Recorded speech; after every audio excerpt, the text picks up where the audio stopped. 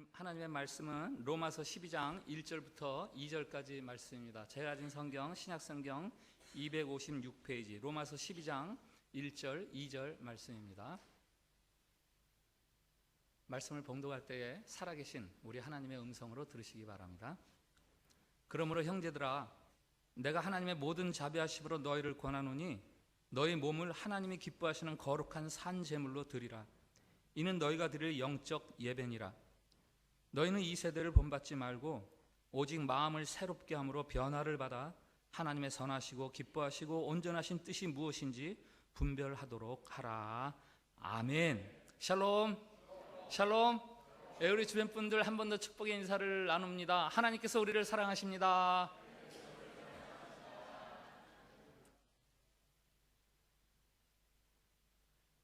한국의 갓피플닷컴에서 비기독교인들을 대상으로 설문을 조사한 결과지가 나와 있습니다.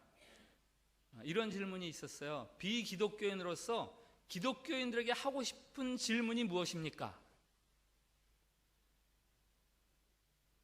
여러 가지 답이 나왔는데요. 그 중에 몇 가지를 소개하면, 기도할 때는 왜 이렇게 소리를 내냐? 6.5%, 한 20명 중에서 1명 정도는 우리가 소리 내면서 기도하는 거 왜 저렇게 하는 거야? 이렇게 생각이 드는 거죠. 또 헌금은 왜 내냐? 그건 누가 쓰는 거냐? 9.8%, 10명 중에 1명 정도는 뭐 이렇게 헌금을 내라 그러냐 하는 거죠. 술, 담배는 왜 하지 말라고 하냐? 16.3%. 착한 사람도 예수 안 믿으면 지옥 가는 거냐? 이건 조금 따지는 질문인 것 같아요. 17.6%. 이 여러 가지 대답 중에서 가장 많은 퍼센티지가 있는 질문이 있어요. 신자와 비신자 사이의 차이가 무엇이냐? 19%. 5명 중에 1명 정도는 이런 거예요. 너하고 나하고 다른 게 뭐야? 요거 조금 뒤집으면요, 하나님을 믿는 사람들이나 하나님을 믿지 않고 사는 사람들이나 별로 차이가 없다라는 이야기입니다. 혹시 귀신 들린 사람 본 적 있으세요? 저는 몇 번 보았습니다. 대본에 보면 저 사람 좀 이상하다 생각이 들어요. 눈동자가 풀리고 옷매무새가 헝클어지고 뭐 영 허튼 소리 하고. 왜 그들이 일반 사람들과 다르죠? 귀신에 사로잡혔기 때문에, 어둠의 영에게 사로잡히니까 달라지는 거예요. 그런데 예수를 믿는 우리는 달라지지를 않습니다.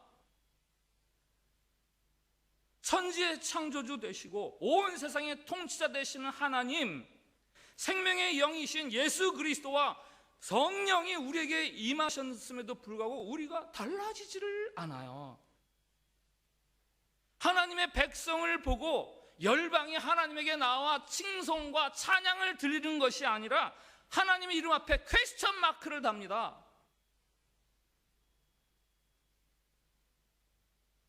하나님으로서는 시시한 자기 백성들 때문에 참으로 하나님답게 대접받지 못하는 안타까운 현상이죠.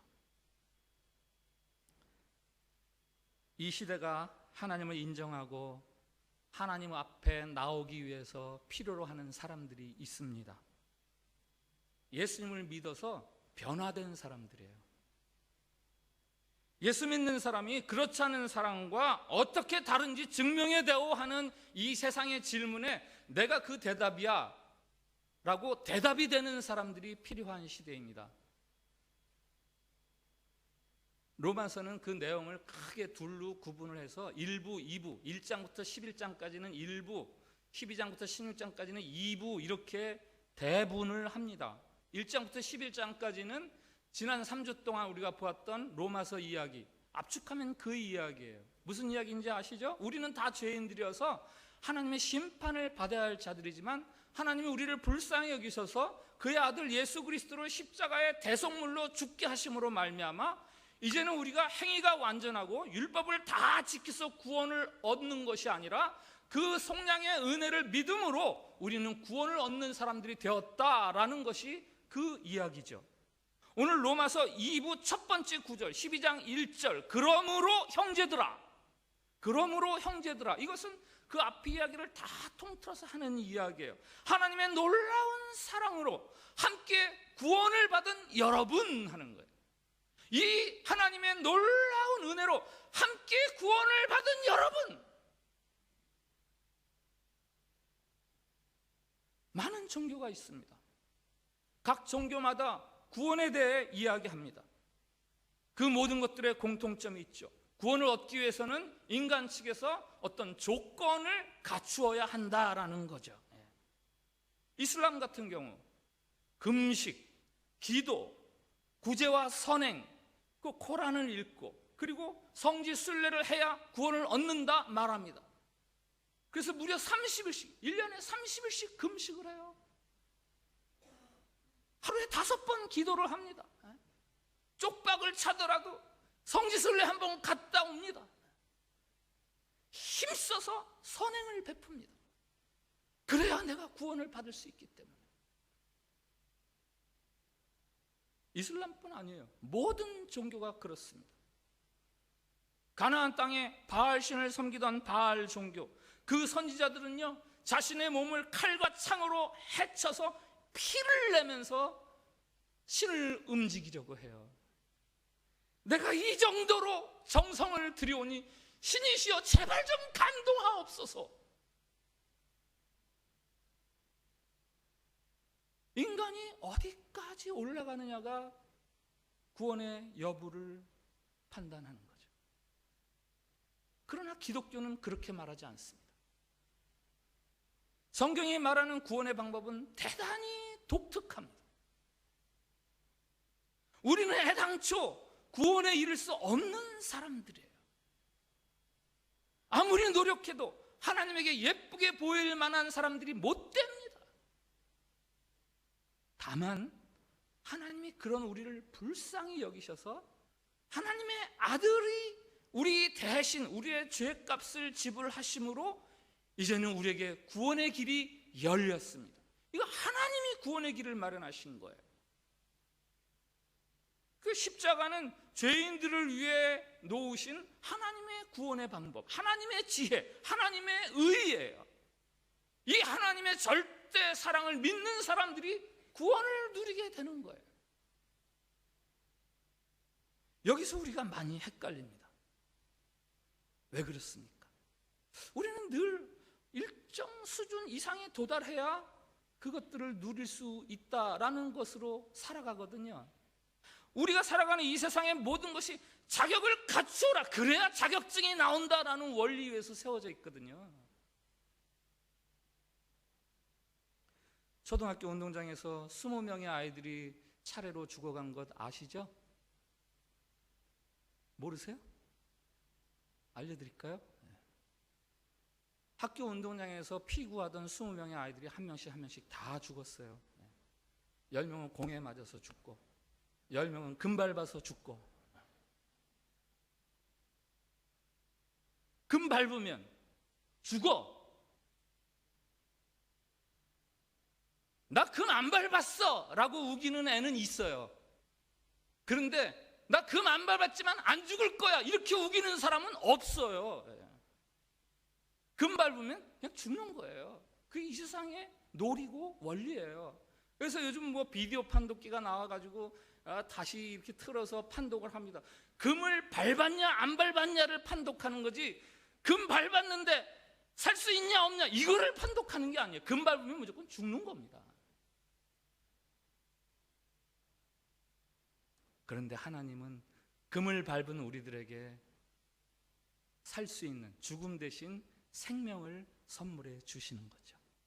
우리가 아직 죄인 되었을 때 자기 아들을 십자가에 달려 죽게 하심으로 죄인들을 향한 자신의 사랑을 확증해 주셨습니다. 이것이 바로 성경이 말하는 하나님의 은혜요, 하나님의 사랑이에요. 그러므로 형제들아, 내가 하나님의 모든 자비하심으로 너희를 권하노니. 그러므로 형제들아, 내가 하나님의 모든 자비하심으로 너에게 권한다. 우리가 이런 과분한 사랑을 입고 있는 사람들이니 하는 말이죠. 이어지는 너희 몸을 거룩한 산 제물로 드려라. 영적 예배다. 영적 예배를 드려라. 몸으로 제물되는 삶을 살아라. 영적 예배는요, 그냥 내가 무슨 신령한 것을 보고 신령한 것을 듣고 남이 알아듣지 못하는 말로 하면서 예배드리는 거 영적 예배라고 말하지 않아요. 우리의 몸으로, 우리의 삶으로 드리는 예배를 성경은 영적 예배다 이렇게 이야기합니다. 우리의 실천적인 삶에 대한 말씀이죠. 주일날 교회에 와서 제의적으로 드리는 이런 예배 말고 예배 끝나면 나가서 삶의 자리에서 드려지는 예배, 몸으로 드리는 예배, 그것을 영적 예배다 이렇게 말씀하고 계세요. 오늘 2절에는 그리스도인들이 드려야 할 몸으로 드리는 산 제물, 영적 예배가 무엇인지 두 가지 명령문으로 말씀하십니다. 첫 번째는 하지 말라예요. 이거 하지 말아라. Do not. 하나는 이거 해라. do. 먼저 하지 말라는 명령이 무엇입니까? 이 세대를 본받지 말아라. 이 세대를 본받지 말아라. 한번 따라해 주세요. 너희는 이 세대를 본받지 말아라. 한 번 더. 너희는 이 세대를 본받지 말아라. 여기 이 세대와 반대되는 개념이 오늘 말씀 속에 나옵니다. 하나님의 선하시고 기뻐하시고 온전하신 뜻, 반대 개념이죠. 여러분, 우리가 살아가는 이 세대에는요, 하나님의 뜻과 정반대되는 것이 분명히 있습니다. 그것이 뭐예요? 자기 자신을 신으로 삼는 거예요. 자기 자신을 신으로 삼고 살아가는 것. 자기 욕심, 자기 편리, 자기 유익, 이게 최고의 선이라고 생각합니다. 포스트 모더니즘의 특징 말씀드렸어요. 전통을 거부하고 절대 선을 거부합니다. 이제는요, 제가 잘못했습니다라고 사과하지 않아요. 나 그럴 수밖에 없었어요. 나는요, 사실 엄밀히 따지면 가해자가 아니라 피해자예요. 나는 징계가 필요한 게 아니라 위로가 필요한 사람이에요. 이제는 이렇게 말해요. 그러면 주변에서는 그걸 듣고 아니야, 너 그래도 틀렸어 라고 말하는 게 아니라 그럴 수도 있겠구나. 그래, 이해돼. 괜찮아. 그래, 너는 좀 위로 좀 받아야 돼. 그래서 그 사람을 망치고 있어요.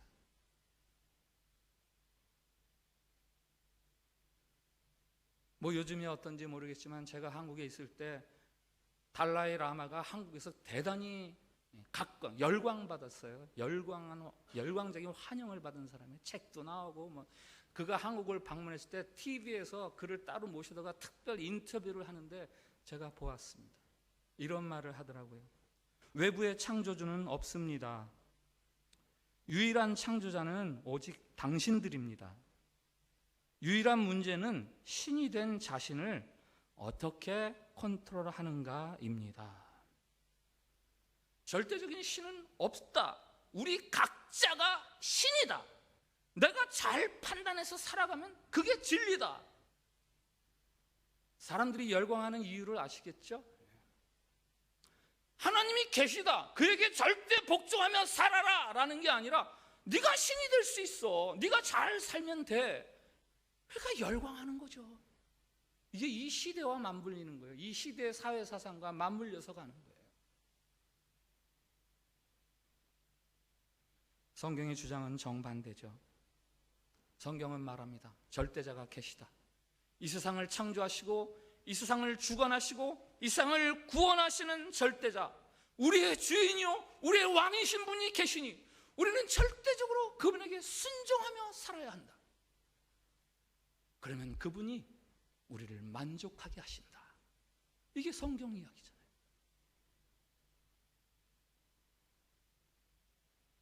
자기가 신이 된 세상에 추구하는 것이 있습니다. 돈, 쾌락, 편안함, 성공. 이른바 세속주의죠.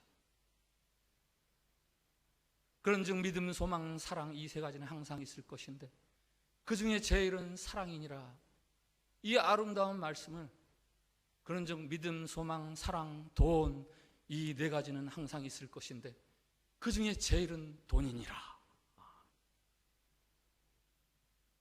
웃자고 만든 이야기이지만 사실은 오늘의 신자들의 약점을 찌르는 날카로움이 들어있는 말씀입니다.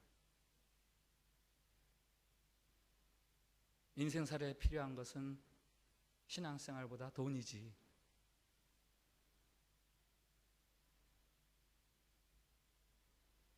가정이나 학교 교육의 그 틀도 사실은 똑같습니다. 마찬가지입니다. 공부 잘해라. 공부 열심히 해라. 그래야 좋은 대학 갈 수 있지. 그래야 졸업하면 좋은 직장 갈 수 있고 좋은 직장 다녀야 좋은 배우자 만나고 그래야 네가 편안하게 살 수 있어.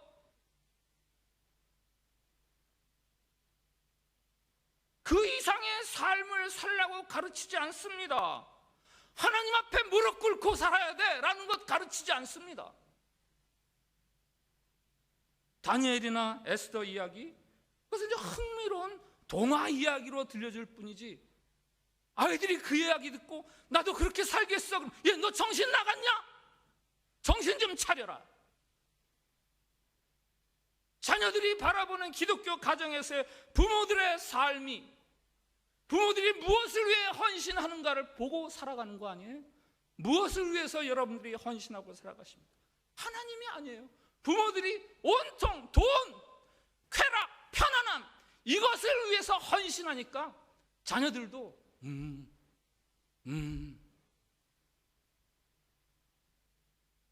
그래서 세상이 우리들에게 묻는 거예요. 우리하고 다른 게 뭐야? 하나님을 모르는 우리하고 다른 게 뭐야?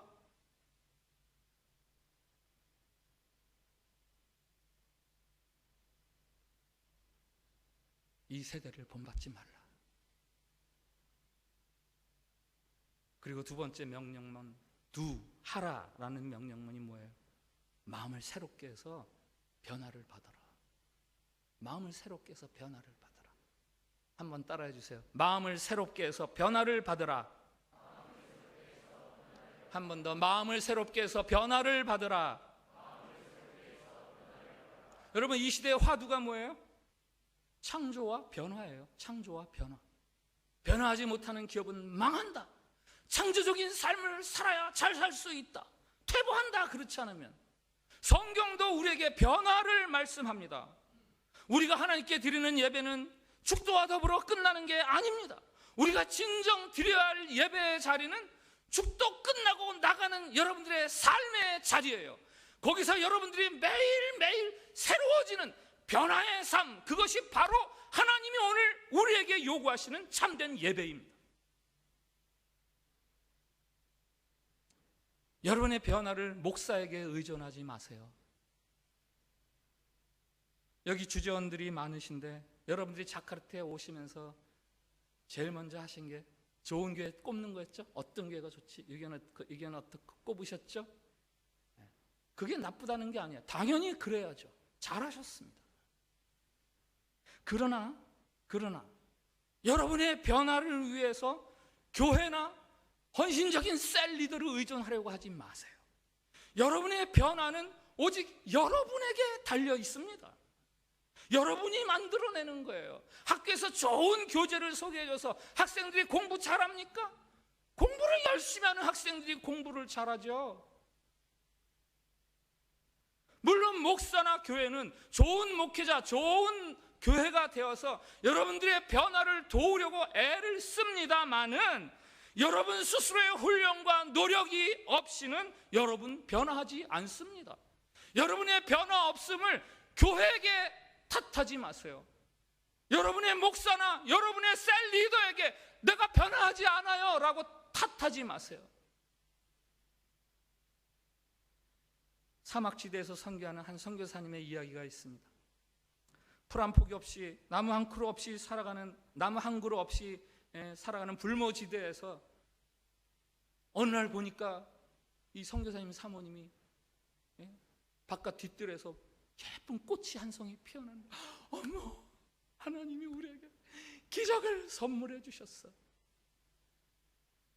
기적이 아니에요. 이 사모님이 설거지하면 매일 그 설거지 물을 똑같은 곳에 매일 갖다 버렸거든요. 거기서 이제 습기가 배어들면서 토질이 변하고, 또 어디 바람 타고 날아온 씨앗이 거기서 자리를 해서 뿌리를 해서 꽃을 피우는 거죠. 여러분, 변화는요 한순간에 일어나지 않아요. 육체의 훈련도, 육체의 변화도 하루아침에 갑자기 달라지지 않습니다.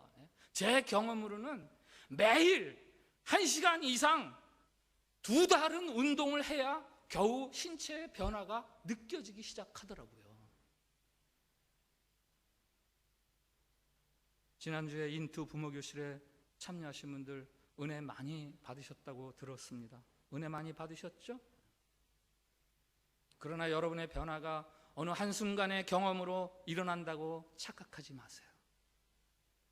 좋은 기가 막힌 집회나 좋은 프로그램, 그 경험이 여러분들의 변화를 자극하거나 도전하는 계기는 될 수 있지만, 결국 변화는 여러분들의 매일매일의 삶에서 여러분이 어떻게 하는가에서 일어나는 거예요.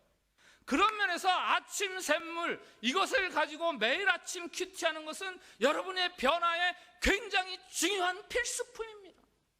짜릿한 맛은 없어도 그저 매일매일 말씀을 읽고 묵상하고 기도하는 그 밋밋함, 그러나 그 오래 끌어감, 그것을 통해서 비로소 여러분은 여러분도 모르는 사이에 기적 같은 변화를 경험하게 되는 거예요. 다윗은 매일 하나님을 바라며 살았던 사람입니다. 시편 25편, 여호와여 주의 도를 내게 보이시고 주님의 길을 내게 가르쳐 주시옵소서. 주님의 진리로 나를 지도해 주시고 교훈하옵소서. 주는 내 구원의 하나님이시니 내가 종일 주를 기다리나이다. 시편 27편에는 여호와여 내가 주의 얼굴을 찾나이다. 하나님은요, 하나님을 찾고 하나님을 의지하고 하나님에게 순종하려는 자들에게 반드시 그의 길을 보이시고 그의 길을 갈 수 있도록 인도해 주신 하나님이세요. 분명히 성경은 그렇게 약속하고 있습니다. 너는 마음을 다하여 여호와를 신뢰하고 내 명철을 의지하지 말라. 범사에 그를 인정하라. 그리하면 내 길을 지도하시리라. 오늘 설교 제목 산재물, 이 제목을 뽑으면서 성경 속에 정말 산재물, living sacrifice, living offering을 드린 한 사람이 생각이 났습니다. 믿음의 조상 아브라함이죠. 그가 하나님의 약속을 받잖아요. 내가 너에게 복을 주리라. 내가 너를 창대하게 하리라. 그러나 그 축복의 말씀 말고 또 하나 받은 게 있어요. 너의 본토 친척 아버지 집을 떠나 내가 너에게 보여줄 땅으로 가라. 보여줄 땅, 다른 말로 하면 아직 보이지도 않는 땅이에요. 어떤 땅인지도 모르는 땅이에요. 그러나 아무튼 지금 있는 네가 의존하는 모든 것을 떠나서 나를 의지해라. 아브라함이 그 말씀을 붙듭니다. 그래서 갈대아우르로 떠나죠. 거기는 우상을 섬기는 다신 지역이니까 거기서는 하나님만 섬기기가 쉽지 않습니다. 떠나는 거예요. 삶의 근거지를 버리는 겁니다. 이것이 바로 히브리서에는 아브라함의 믿음이다라고 이야기하고 있고, 아브라함이 드리는 첫 번째 living sacrifice, 첫 번째 산제물이에요. 그 이후에도 12장, 13장 계속해서 아브라함이 드리는 산제물 같은 삶이 있지만, 그로부터 25년 후에 아브라함은 또 다른 산제물을 하나님께 드리죠. 눈치채셨죠? 창세기 22장, 100세 낳은 아들 이삭을 나에게 번제로 드리라. 번제가 뭔지 아시죠? 각을 떠서 태워서 하나님에게 올려드리는 거예요. 그 향내를. 아들을 죽이라는 거예요. 그 아들은 100세에 하나님으로부터 약속을 따라 받은 아들. 눈에 넣어도 아프지 않은 아들인데 그 아들을 나에게 바쳐라. 나에게 아니 죽여라 그냥 네가.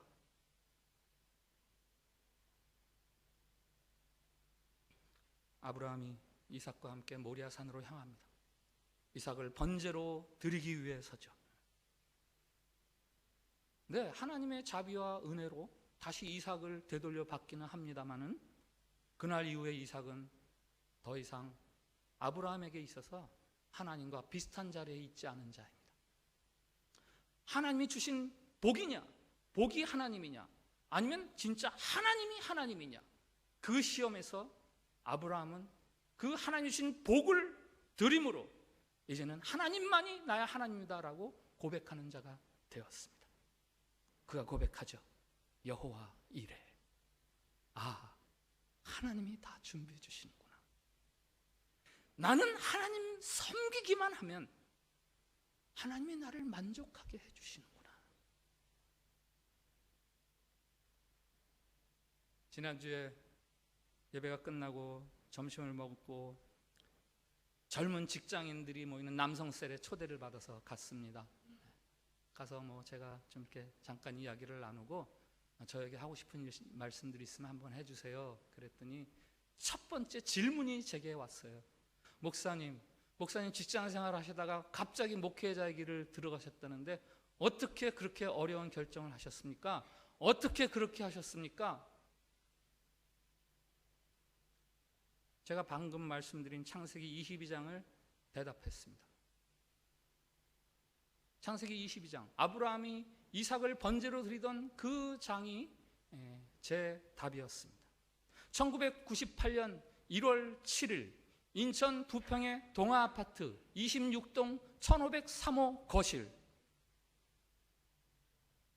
거기서 제가 창세기를 쭉 읽으면서 22장을 읽게 되었습니다. 그러면서 아브라함처럼 나도 하나님에게 나의 이삭을 드리겠습니다 결단했습니다.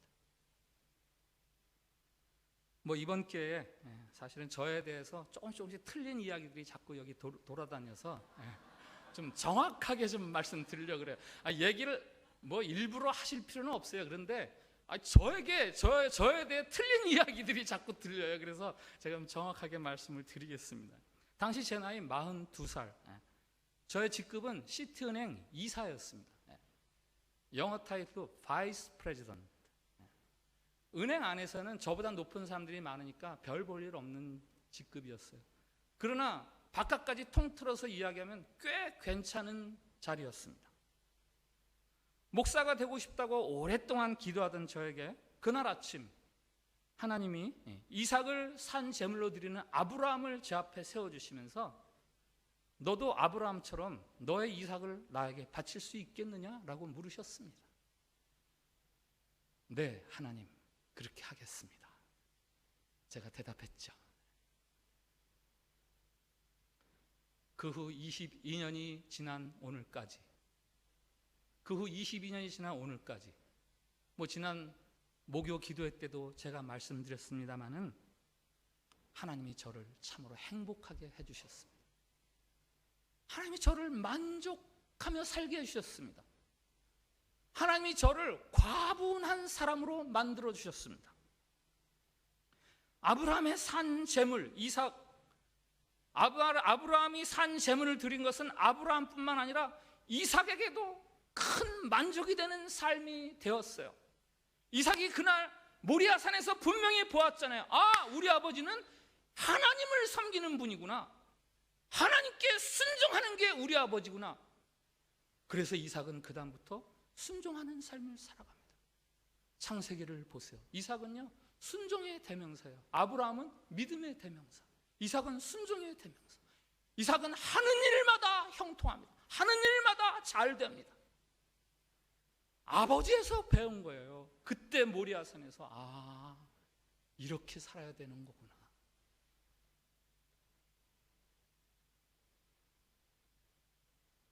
계시록 10장에 하나님이 사도 요한에게 말씀이 적힌 두루마리를 먹어라 그러세요.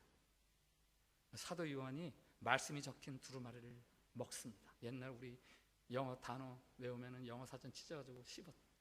그런 세대가 아닌가요? 저는 차마 삼키진 못했습니다. 요한계시록 10장 입에 달더라. 입에 너무너무 달아요. 삼켰어요. 배에서 쓰더라. 사도 요한이요, 하나님의 말씀을 먹고 배앓이를 합니다. 말씀 듣기는 달콤하다는 거예요. 그러나 말씀 따라 살기는 쉽지 않다는 겁니다. 하나님의 사랑을 믿는다 하지만 참 믿음을 가진 자로 살아가는 사람이 많지 않습니다. 실천적 무신론자, 관념적으로는 신이 있다고 인정해요. 신을 믿는다고 이야기해요. 그런데 삶에서는 신이 없는 것처럼 살아요. 이 사람들이 실천적 무신론자들이에요. 왜 이런 사람들이 많습니까? 말씀대로 살아가는 게 힘들기 때문이에요. 그것은 마치 거대한 물결이 흐르는데 그것을 거슬러서 헤엄쳐서 올라가는 것처럼 힘드니까 그런 거죠. 그러나 여러분, 바위 위에 자라는 소나무 뭐 보신 적 있으시죠? 그림이나 사진이나. 저희 집에도 바위 위에 멋진 소나무를 그린 동양화가 걸려 있습니다. 액자로 만들어서. 그 바위 위의 소나무들 얼마나 멋있습니까? 그런데 그들이요, 내가 멋있게 될 거야 라고 해서 그렇게 된 건 아니에요. 다만 내가 이 척박한 땅에서 뿌리 내리고 살아나야지 하고 그렇게 힘든 뿌리를 내리다 보니까 어느 날 평지에서 밋밋하게 자란 소나무들은 넘볼 수도 없는 그 명품 소나무로 자라서 그림 속에도 담기고 사진 속에도 담기는 거예요.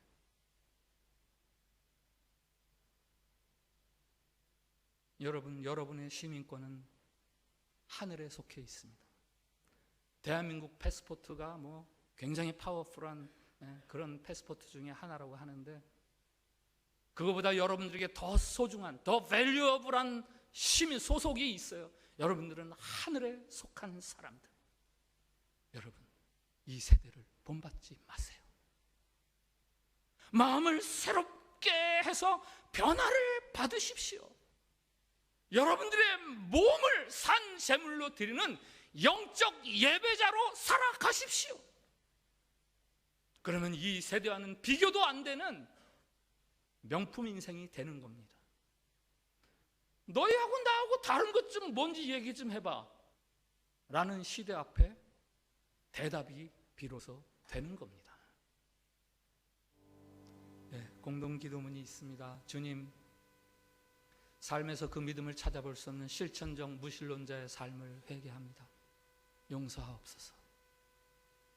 주님, 자기 배를 신으로 삼는 세상 풍조를 거슬러 영적 예배자로 살겠사오니 도와주옵소서. 주님, 어제보다 오늘, 오늘보다 내일 더 새롭게 변해가는 명품 신자 되게 하옵소서. 저 기도로 우리 같이 드립시다. 시작. 주님, 삶에서 그 믿음을 찾아볼 수 없는 실천적 무신론자의 삶을 회개합니다. 용서하옵소서. 주님, 자기 배를 신으로 삼는 세상 풍조를 거슬러 영적 예배자로 살겠사오니 도와주옵소서. 주님, 어제보다 오늘, 오늘보다 내일 더 새롭게 변화해가는 명품 신자가 되게 하옵소서. 여러분, 각자의 기도를 주님 앞에 드리겠습니다. 같이 기도하겠습니다. 예수 그리스도 그 아름다운 이름을 통해 우리에게 구원과 영생을 허락해 주신 하나님, 우리가 그 은혜와 사랑으로 구원을 얻었으니 이제는 구원받은 자, 믿음의 사람답게 살아갈 수 있게 해 주시옵소서. 이 세대를 본받지 말아라. 마음을 새롭게 함으로 변화를 받아라. 자비하심으로 들려주시는 그 말씀을 따라 우리의 몸을, 우리의 일상을 하나님이 기뻐하시는 산 제물로 드리게 해 주시옵소서. 예배와 같은 삶을 살아가겠사오니 주님이 연약한 우리를 도와주셔서 우리의 매일의 삶 속에 믿음의 진보가 나타나게 해 주시옵소서. 오직 예수 그리스도를 사랑하고 자랑하는 참 믿음의 사람들이 되어 참 신자가 어떤 것인가를 묻는 이 세대의 질문 앞에 대답이 되는 신자가 되게 해 주시옵소서. 예수님의 이름으로 기도합니다. 아멘.